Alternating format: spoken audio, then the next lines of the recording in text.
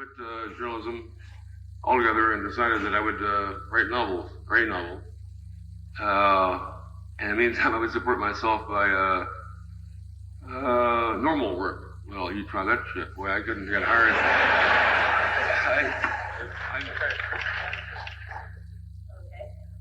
Next question. Right. Back to the Tim Leary issue. Is there any significance to the fact that you two wear identical tennis shoes? Hey, Tim Leary does not wear these shoes. He wears, are you serious? I'm serious. Hey, I just saw Tim Leary in New York last week. He was wearing Italian Gucci's or something. When he was here about a month ago, he was here doing what you're doing, and he was wearing identical tennis shoes. So I was wondering if like they gave them to you when you came here. Gave these to me? I wore these shoes since I was 13 years old. Yeah, I started buying them when they cost $8.95. If Tim Leary's wearing these shoes now, he's copying me. And they don't go with the kind of suits. What else would he wear? A gray suit, right? Well, come on. No, Tim, he's unidentified. I've never seen him wearing these shoes. If he's wearing well. Yeah, that's what it was. He got it from me. They probably my shoes, in fact. I'm at a point now where I probably should run for president because I don't want to, but it may be sort of a mandate because I've admitted all my crimes and been paid for them and in some way justified them. But here, what Joe Biden gets knocked out of the race for cheating on a law school exam? Lawyers, God. And what a cheap thing, a bunch of people. Biden's thing, cheating on a law school exam, you shouldn't be thrown out for cheating, but you should probably be punished for going to law school at all.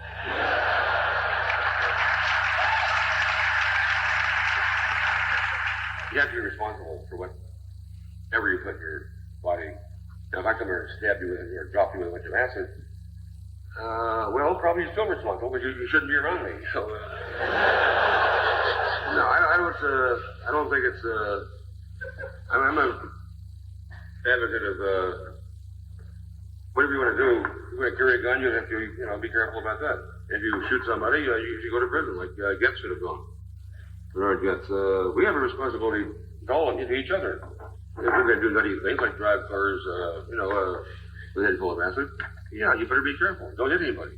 And if you do, you should be put in prison. That's no defense. Whiskey's no defense. Cocaine's no defense. None of it is. They make that C-Corps. They might put him in prison somewhere. But George Bush should go to prison for that. George Bush, if he didn't know about it, he shouldn't be vice president. And if he didn't know about it, he should go to prison. He should be doing push-ups at Eglin Air Force Base.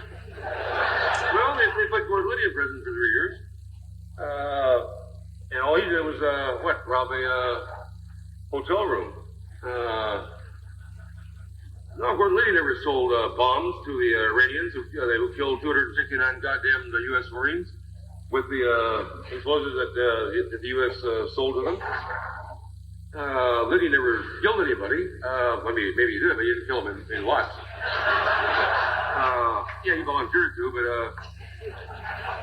the arms sales to Iran resulted in the murder of I don't know how many people. Well, George Bush. And what's the vice president for? When he says my job is he goes to funerals. You die, I fly. That's a quote. It's a quote. George said that.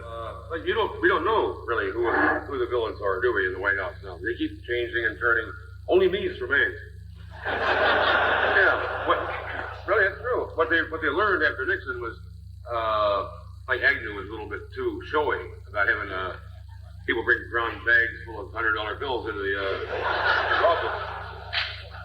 And Nixon really was a little bit off the edge when he would get drunk at night, and the butler had to restrain him with his hand around his neck. He was going out and talking to people on the lawn, and but these were wild people, Nixon and Kissinger, they would screech at the portraits of Abe Lincoln, and there was some style there. They were. My opinions have never changed really about the American dream. I just find more and more examples, and I'm always shocked. Always.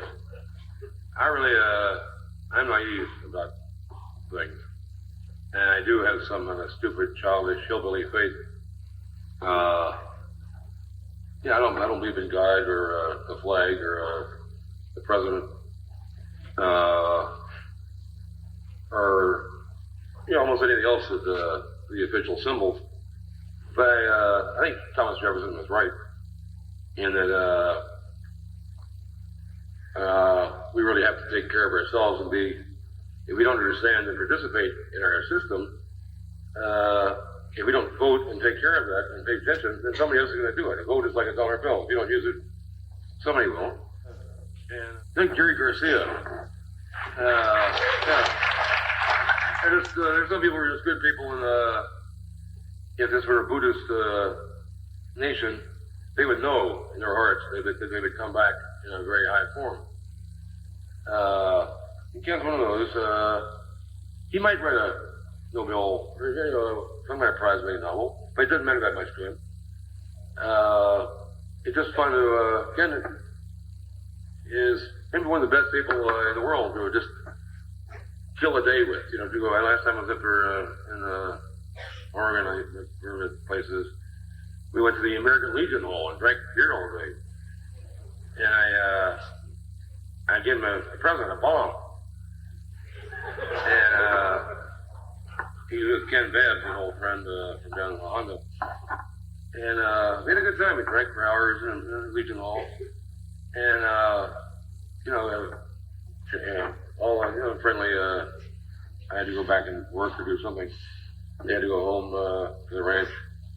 And as they drove off, Babs was driving and Kesey was in the right seat. And I was still saying, hi, I'll see you later. And fucking Kesey threw this bomb at him. It blew up right in my feet. Almost took my knees up. I don't know, I appreciate that.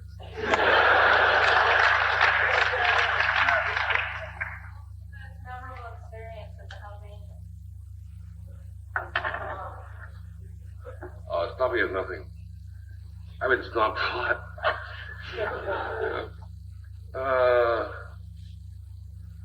I think probably taking them down to Kesey's and putting the Angel together with Kesey and that group in the Honda and acid. Yeah, and that, memorable. Yeah, I'll tell you about memorable.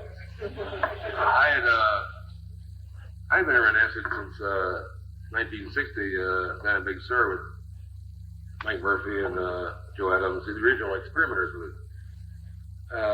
And these were my friends, and I knew they were smart. And they thought I was. But they were fooling with the acid, and I've never had anything against any drug. I'll try anything, usually. But they convinced me that I was too violent in my nature, too weird, to fool with acid. It was too delicate. That was always Tim Larry's theory. They used to have a shepherd, a keeper, a guide. I believed it for a while. For years, in fact. I didn't eat acid because the gurus convinced me that there was some part of my soul that would, like some black bubble, come up and engulf both me and anyone around me. I was a violent person, that was me in my soul. Dangerous. Well, when I took the Angels down, Shane Burger, the whole bunch, Terry, Sonny, bad people, down to, I didn't mean to do this really, it was Kesey's fault. He wanted to talk to him. So I thought, well, shit, I'll bring him around. We went then to trade some records out of the box shop, Hells Angels, kind of a transmission place out in South San Francisco. And they got along fine, wonderful. Then I introduced the Hells Angels to Bob Dylan. They'd listen with rapt attention.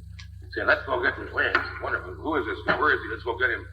We're going to find guy, they really, it's sort of like magic.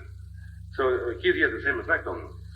And it was like bringing 100 vicious thugs into a compound full of 200, then beyond yuppie, sort of society acid freaks from Stanford, really avant-garde people from the Stanford creative writing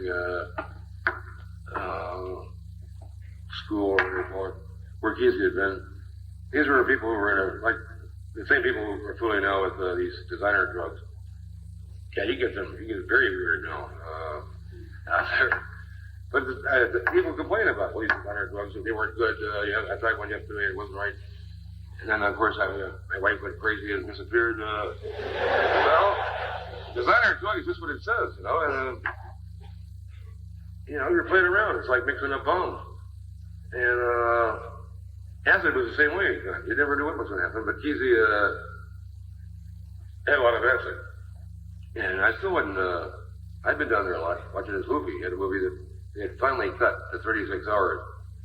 And that was as tight as it could get. They wouldn't cut it anymore. Yeah, he spent thousands, hundreds of thousands of dollars in this movie. Which was an acid trip, really. And we would just stand and watch it. The cops would gather on the other side of the road, and people would scream, and it was a very eerie scene. Trees and the river and the bridge, where the cops couldn't come across. So here the Hells Angels came across, and there's this big sign up there on the bridge saying, "Merry pranksters welcome the Hells Angels." And these bastards pouring through into the place, and there was only one entrance across the bridge, and the cops, there were like 8 or 9 cop cars up there, and lights burning. Meanwhile, across the creek, people were going utterly crazy.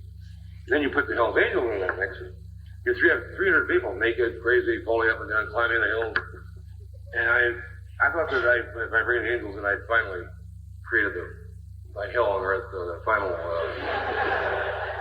And so I saw it happening, and I thought, this can't.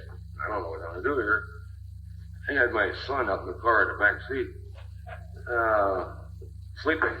I saw a wonderful tape of the cops caught me for something. And Allen Ginsberg is chanting at the cops while they're asking me what I'm doing.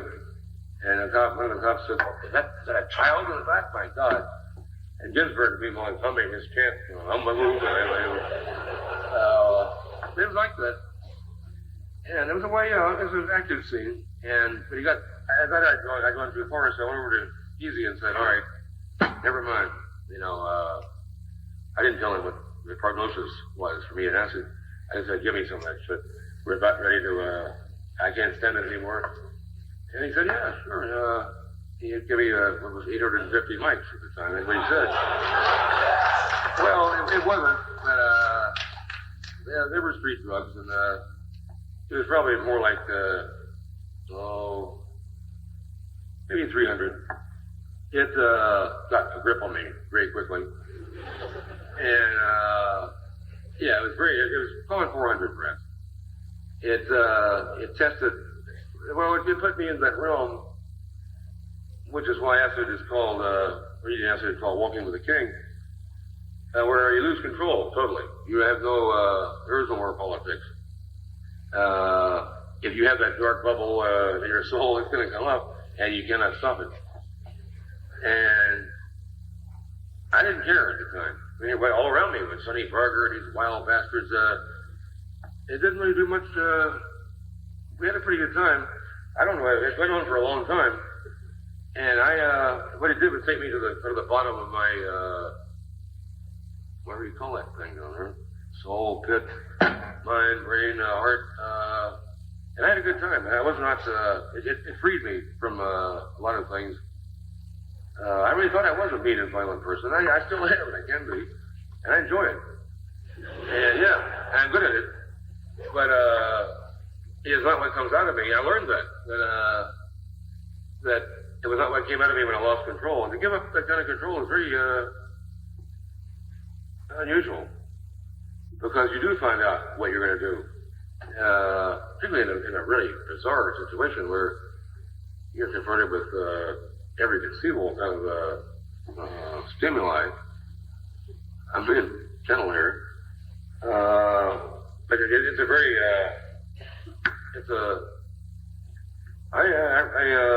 that was my most memorable situation. How's that? Because it freed me from knowing or thinking. I did think. I thought, even though I was with these people all the time, and I was a dope fiend, but I avoided acid because I was afraid of it. I was afraid that, well, they told me that I was weird.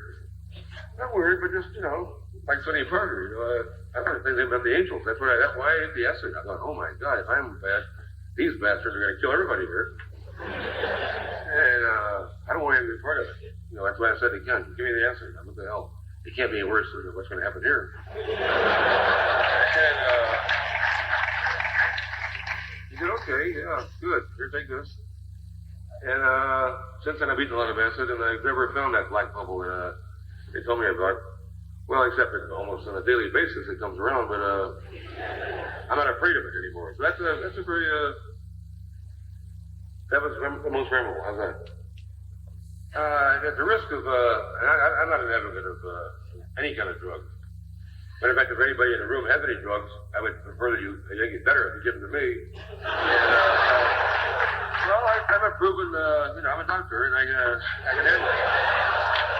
And probably you can't. You should just say no. But I got credentials in this area, and it's a silly kind of thing. It's not bad. It's like a Salvation Army trip of some kind. With the war on drugs, wasn't George Bush in charge of that? Yeah. Well, when he dropped the price of cocaine about 55% in 1 year or 2 years, he cracked the marijuana trade there. Raised the price of weed to $2.50 an ounce. It's insane. It's like cocaine now. Really? What are you booing about? I'm not selling it. It's a crime, I think. I used to buy weed for $15 an ounce. George Bush was in charge of the war on drugs, and I think maybe Nancy Reagan assigned him to it. It's just it's another PR thing. It's like invite the Minnesota baseball team or something to the White House. What was that? It's just silly. I think what we forget here, we're going to find out pretty quickly, is that Reagan has been elected to 2 terms, and that means 8 years, and only 7 have passed so far. There's one more. All right, now, if it's a serious question, I'll tell you about acid. Okay. Well, it's a long story, of course, but it's my favorite form. And when I was in California about 2 years ago, and I tried everything from the sugar cubes they can't be as good as it really doesn't matter. It's all in these weird packaging. You never really know. But sugar cubes usually are made by people who really take care of it. They're serious. But I was living in some cave on the edge of the bay at Sausalito, and I was a night manager at the Mitchell Brothers porno palace. I had a good time. I was working on a book, and somehow I had a call. I'm not sure how it happened. I ended up meeting a girl who was representing somebody who didn't want to talk to me, and she brought me a present. It was like 6,000, they weren't microdots, which are very strong. These were 50 microgram hits of acid, little pills, not that stuff that melts. But 50 micrograms, pure micrograms, is a different kind of acid than your normal hit's going to be a lot wilder. This is like a good hash or mushrooms or mescaline. You have to go down. You can split one of those. No, yeah, not really. But, it's a kind of acid that you can I could have eaten one before you would not know it, or neither would I. But that's my favorite kind of acid because it can be used and really enjoyed. It's a nice. it's under control now. You really want to have some fun with acid, of course. You go to the little orange covers and the red barrels and those purple pyramids and expect or you can get sugar cube, all you have to do is leave it in the pan a little longer than normal. And yeah, if you want to really see the whole place erupt in a blaze of fire and all your heads well, it's fun, you know. But you want to have the confidence. I have confidence in that. Whatever happens with it, I know that. Well, I assume that it's going to, come back around. Maybe one day it won't, But to answer your question, and it's an unusual kind of hit. It's small. It's a civilized piece of acid. It's a lot of fun. And